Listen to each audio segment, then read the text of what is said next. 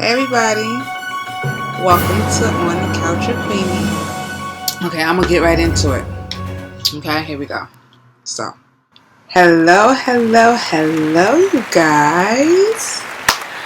Welcome back to Queenie's Couch, On the Couch with Queenie, and I am your host, Queen, and today is Let's Talk About It Tuesday. Where do I start? I am so aggravated. I mean, I look aggravated. I'm all cute and everything. Anyway, I'm a little aggravated. Let me tell you why. First of all, my mom just called me to tell me that I caught not one, but 2 speeding tickets in a school zone, and no cop stopped me. Can you believe that? 2 tickets. I was supposed to be speeding, I think she said, 36 miles in a 25 mile zone. Then I must have went around a block an hour later and did it again at like 38 miles per hour in a 25 mile per hour school zone. But no officer ever stopped me to say, "Excuse me, ma'am, can I get your license and registration? Or, you were speeding in a school zone?" Nothing. They just politely sent the tickets with my license plate, all huge like this, saying that I was speeding. So now I have to pay $50 times 2, which is $100 for those that don't know math, on tickets that a cop didn't even stop me to give me. I'm tight. I'm not feeling that. I'm not feeling that at all. Heck, I'm really not feeling that. I was going to be hollering and screaming, but I had a little time to calm down since she called. So, what can I say? But on the bright side, ladies and gentlemen, let me tell you what I heard yesterday from my sister. She called to tell me that she saw on Channel News 12, Bronx 12 at that we were supposed to be getting some type of rebate, some tax rebate from the government from the year 2012, stating that if you claimed any children 17 years or younger, I believe, you're going to get a check in the mail sometime this week. Yeah, this week. So if you haven't got a check already, be looking for a check in the mail. Let me repeat that again for those who didn't hear me. If you claimed children or a child in the year 2012, and they're under 17 years old, you're going to get a check. And for my other friends who don't have children, if you made between the wages of $40,000 and $300,000, your ass is getting a check too. Ain't that hot? Yeah, a check. I was like, what? A check? My mother to my own. You should be grateful you getting money to pay for the ticket. Listen.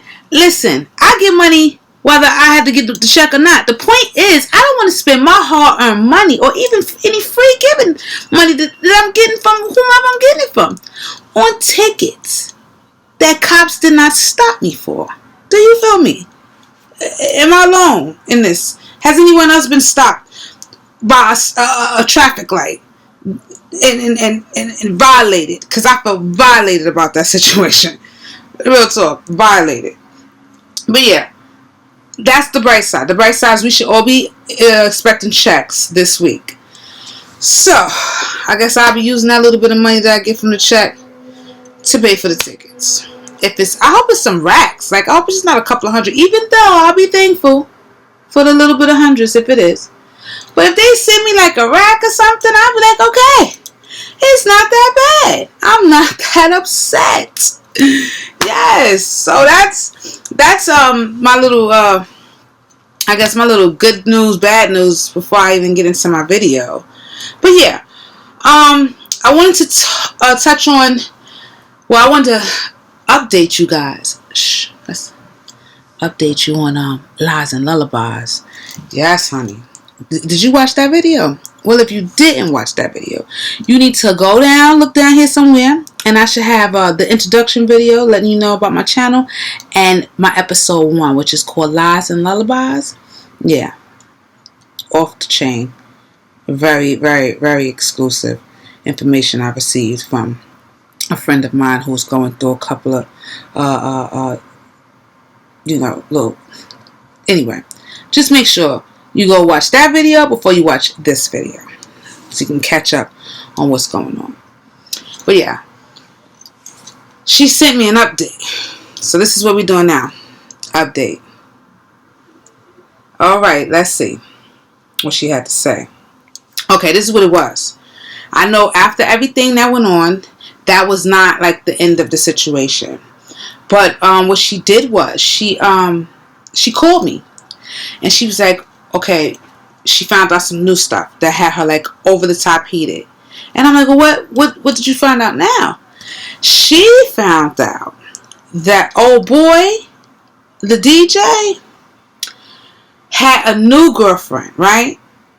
And that's just not okay. We know he ain't shit and he's a dog. But listen to this. Listen to the shade. Listen to the shade. Okay.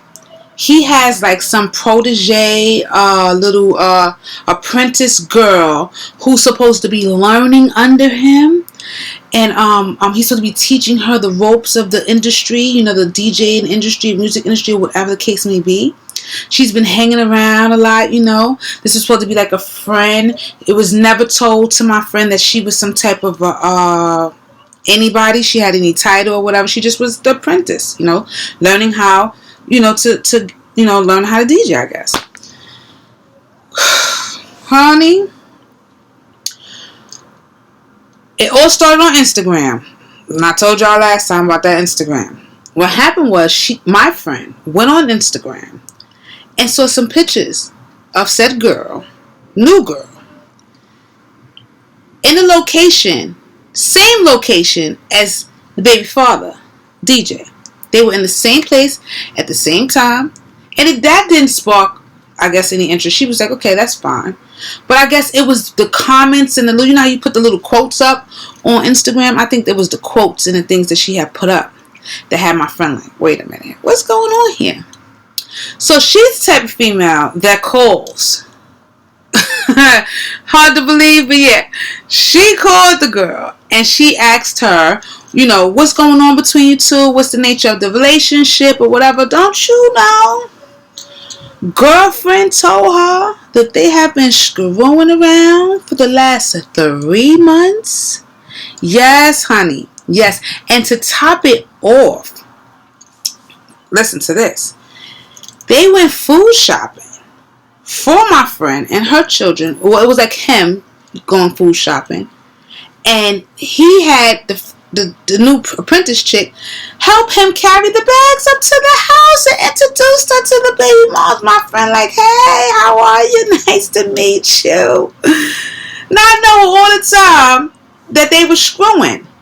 Okay? And my friend is just smiling. Thank you for bringing me my groceries. Thank you, such a sweetheart. Not knowing that they was doing a little thing. So now she's very upset about that. And I was just like,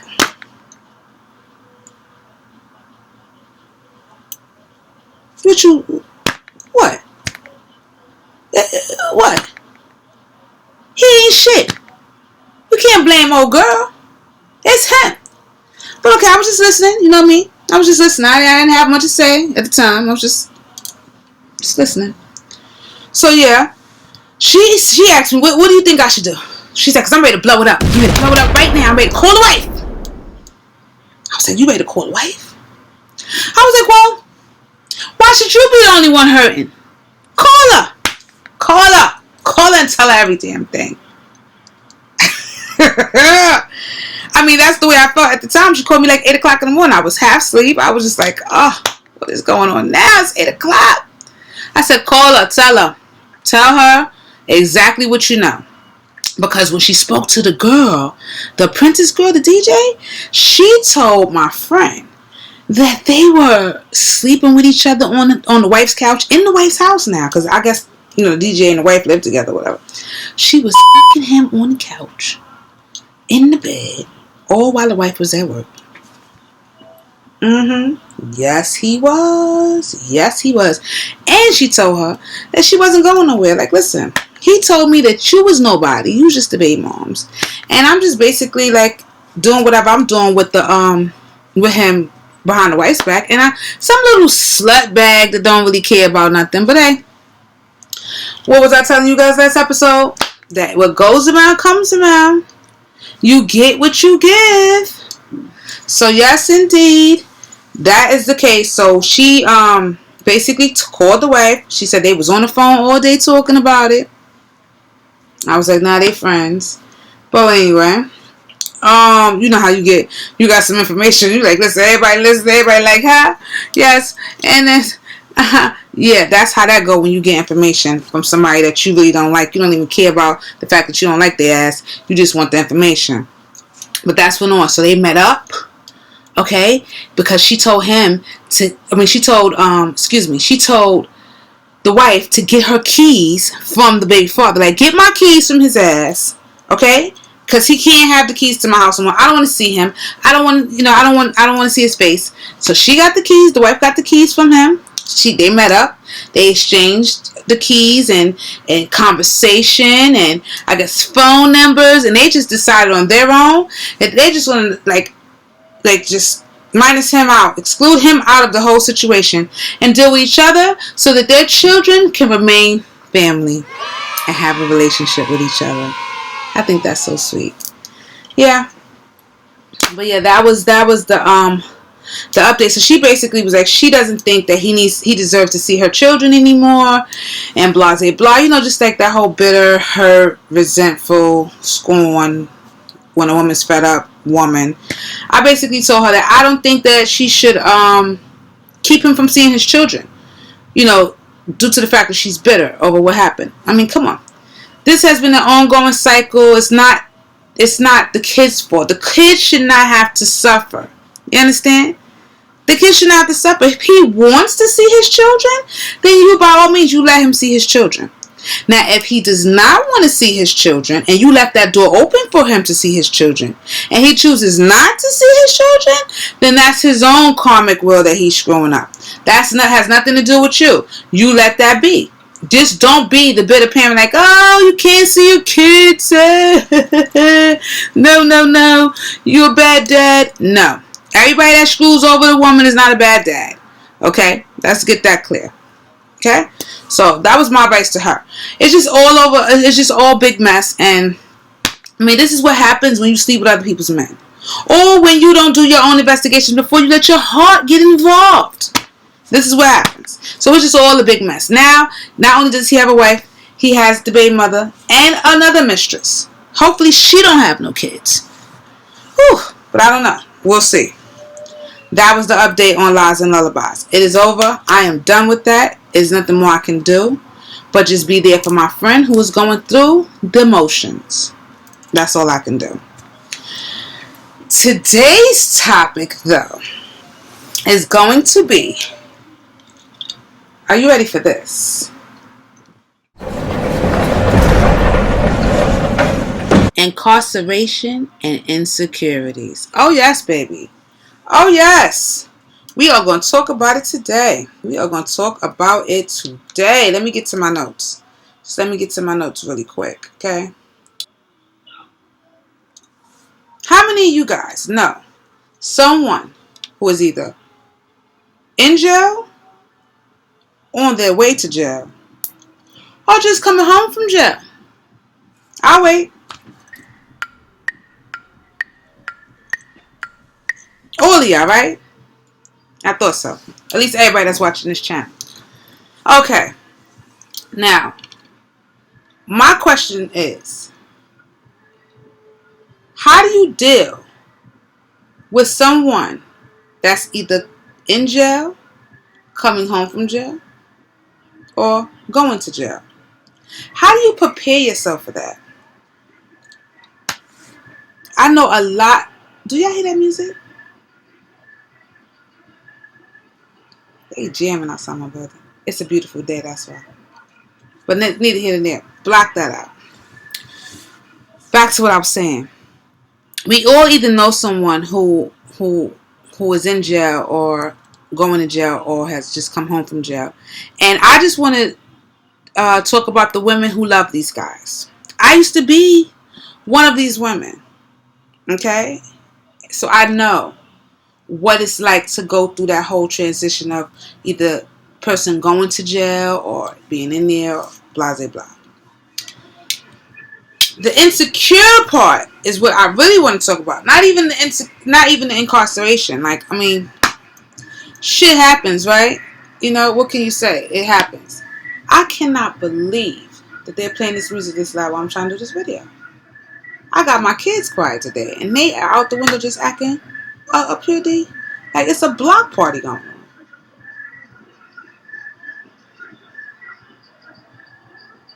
Unbelievable. Okay.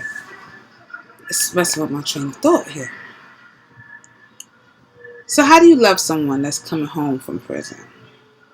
Easy. You love them if your ass did the bid. Make sense? Because 9 times out of 10, you either was there with them when they went through the whole situation, you was writing the letters, you was making the visits, you was doing all kind of stuff, probably bringing in the drugs. No, I'm just playing. I'm just playing. No, but some of you are, but I'm just playing. You know, you was the ride or die chick. That's what they call the girl who's the one who goes through the bid and the blah blah blah, whatever. I want to know, how long is it before y'all start arguing, the honeymoon is over, you start checking his phone, or you become his in-house parole officer? Like, how long does it take before that happens, right?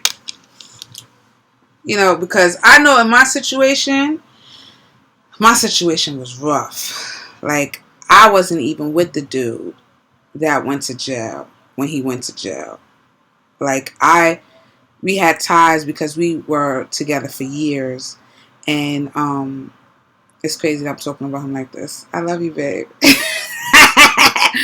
But anyway, we were together when he went to jail. Like, we had a little breakup split part, and then he got in some trouble, went to prison, and I just picked up as soon as he went in. Like, hold on, wait a minute, my boo was in jail? I know I was hating on him and hating him at the time, but I didn't want him to go to jail. So I jumped into the place of divided die chick. Cutthroats or anybody that was before, like, he was dealing with while we weren't together, that thought they was going to be divided die chick, I cut all those throats and did my part because I felt it was only right, because, you know, I loved him. So, yeah, I did the whole bit, and frankly, when he came home, things just didn't work out for us. And I'm going to just say this. They didn't work out not because I didn't want them to not work out. They didn't work out just because he had other plans. He had another agenda. Like, he felt like if he would have came home directly to me, that he would have possibly been back in jail within 30 days on a violation. Because I just wasn't going to tolerate the bullshit or the nonsense or the lies and the this and that. And it was my own insecurities, but my insecurities were right. And I know that now. I didn't know that then. I just felt violated then. But now I know that it was what's best for me, him, and everyone involved. And I let it be what it was going to be, and everything's ended up working out in the end. But I want to talk to the women who didn't do the bid, that did not do the bid, that met these guys on their way out of jail, or once they got out of jail. These are the women I want to talk to. If you met a man while he was in jail, do not get yourself all caught up in this relationship. Because 10 times out of 10, he has another agenda that you don't know about. He has a female that is on the left of him, a female on the right of him. Oh yes, this is what normally is going on. When you think that those letters and those pictures that's being sent to your house are just for you. They're not. Everyone's getting them. You know? And it builds up this insecurity in us women. When they come home, we're just like pouncing tigers. Like we're all over their back. We're just constantly nagging, constantly, trying to find a way to be the parole officer. We're not the parole officer. Men, if you parole to a woman's house, whether she did the bid or not, be ready to have 2 parole officers. Because her ass is definitely going to be on your back. You could did 6 months. You could did 30 days. And she's going to be on your back. Okay? So don't get it twisted. If you got a mama, a grandmama, a auntie, a best friend, trap house, halfway house, parole your ass there. It's for your best interest. Trust me. Or your ass will be violated. Okay? Okay. Now we established that. Ladies, the insecurity with the man who's been locked up. Let's just talk about the man who's locked up. The men who are locked up, they're not getting any coochie. No loving. The only little bit of loving they get is from whoever coming to the visits. And that little touching ain't doing nothing. They get no loving, no type of physical contact. And you have to understand that they are going to be antsy when they come home. They're just not, they hit that, they will definitely be with you. But they're going to want to explore. Like Dora. Get out there, see what's out there, have fun, party. They don't want to be locked in all over again. Do you understand what I'm saying, ladies? They don't want to be locked in because you are insecure with the fact that you think that he's going to be with this one and that one. He's going to be with this one and that one. Gentlemen, am I lying? Or am I speaking truth? Because we all know that this is truth. And this is a woman thing. You have to, little girls, this is not for you. This is not for you. You will learn. You will learn. This is for my women, my ladies, who have never done biz before, who are caught up in these situations now. Just know. Don't give me the whole shit about, every man ain't the same. Every nigga coming home from jail is the same. How about that? They are. As far as the ass and the female contact is concerned, yes, they are all the same. Now, we start talking about jobs. Okay, one may get a job, one might not get a job.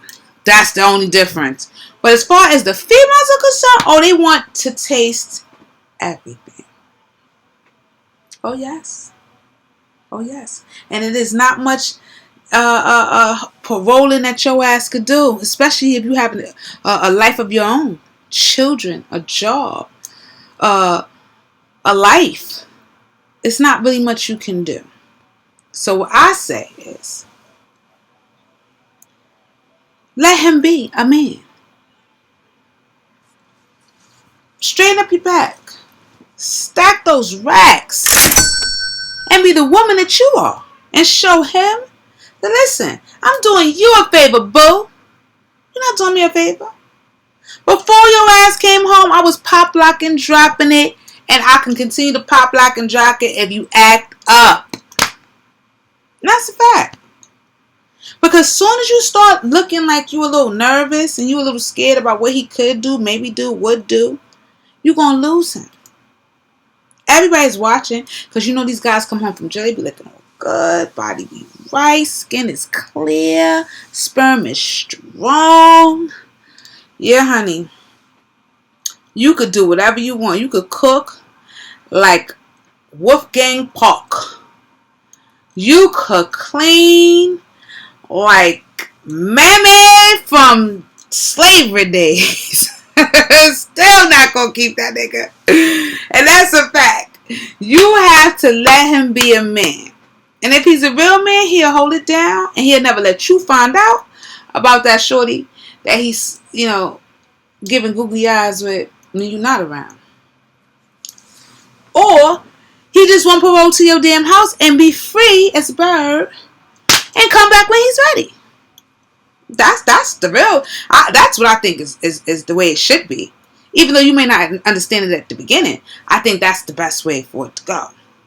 You know, it's just really crazy. I had a few questions, but I think I pretty much answered them all. I was like, how long before he wants to be a free man? How long is it before he gets tired of your shit, and you're nagging, and you're arguing? Where you been? Do you see it is 10 o'clock? Do your parole officer know you out this late? He don't want to hear that. He don't want to hear that. But we do it. We do it, ladies. We do it. We have to buy their clothes most of the time. Phones and phone bills. Feeding their ass. All kind of. And at first you just like, yes, I'm going to take care of my boo. That's my man. I'll make sure he have everything he needs. He ain't going to have to be asking these bitches for nothing.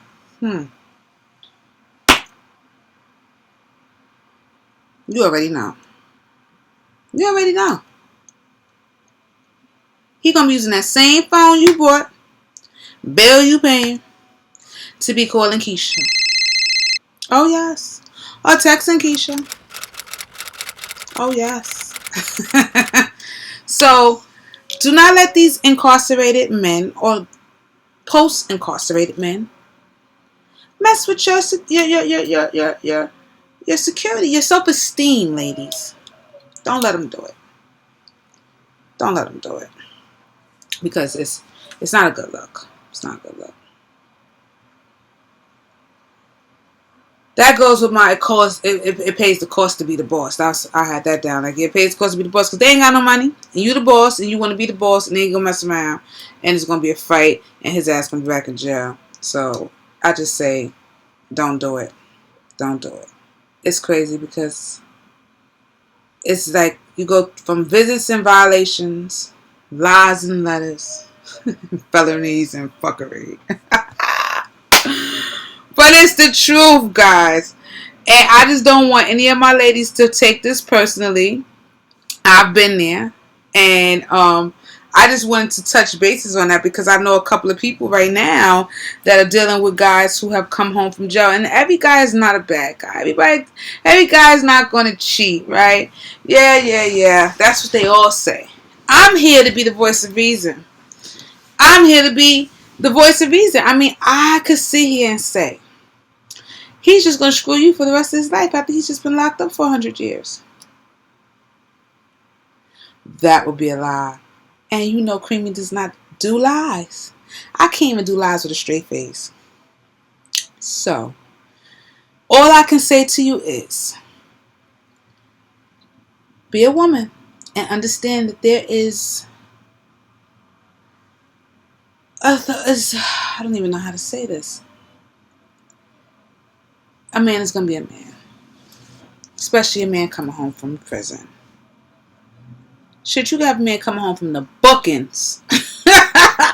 And he may cheat on your ass. But I'm just saying, ladies, do not go so hard on these guys. And I'm not telling you to check his phone. I'm not telling you to go even harder because you may lose him even sooner. What I'm telling you is to do is relax. Breathe in, breathe out. And be happy that your ass have a man in the first place. No, I'm just playing. But I'm just saying. Don't give these guys a hard time. They already had a hard enough time while they were incarcerated. They had COs up their ass, the warden up their ass, all the 7 girlfriends up their ass. Like, just let them breathe. Let them be free. Don't stress them out too much. And just build on what you have now and not what you had before, or what you did during the bid, or what you didn't do during the bid. Let that man be a man, and he'll love you. He will love you, trust me. So if you have any questions or concerns about what I said just now, feel free to leave your comments and suggestions and questions in the comments box below. Or you can email me at creamyscouch at gmail.com. Yes, I'm taking emails still to this day. I had so many other things I wanted to touch bases on, but I don't want this to be a long video like the others. Oh my God. People was like 41 minutes. Oh my God, what are you talking about? But the time goes so fast. What am I to do?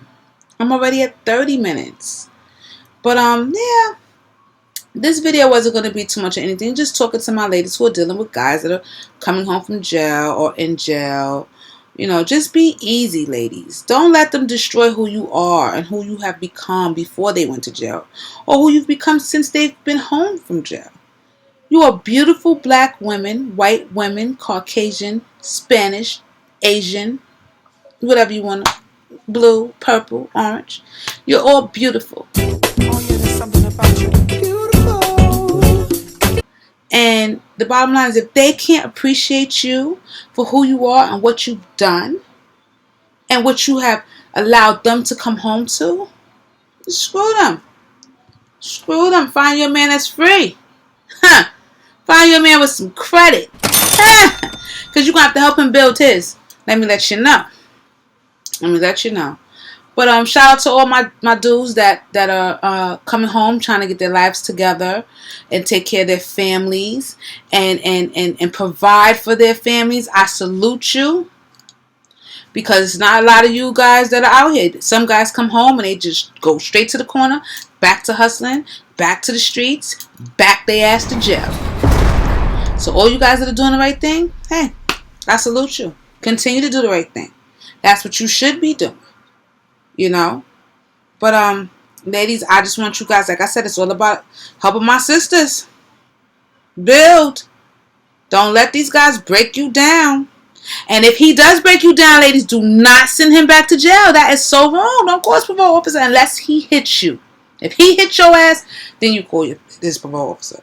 But if he does something like screw Keisha from upstairs, or from around the block, or on the other block, don't call his parole officer. His ass, he'll suffer even worse if you don't. Let him sit out here, no job, no money, no phone, and fuck with Keisha. See what she could do for him. You know, that's my advice to that. That's all I have to say on that. But yes. This video has been sponsored by Young Living Oils. I am a distributor. I will leave that information down below also. You guys, I have the best oils. Let me see if I can.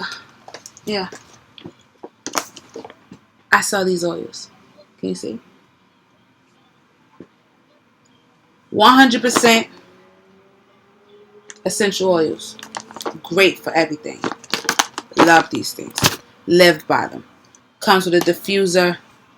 Everything. You get 11 oils for all kind of stuff. I'm not even going to talk about that right now, but that's what this is sponsored by today. I guess I'm done with this video.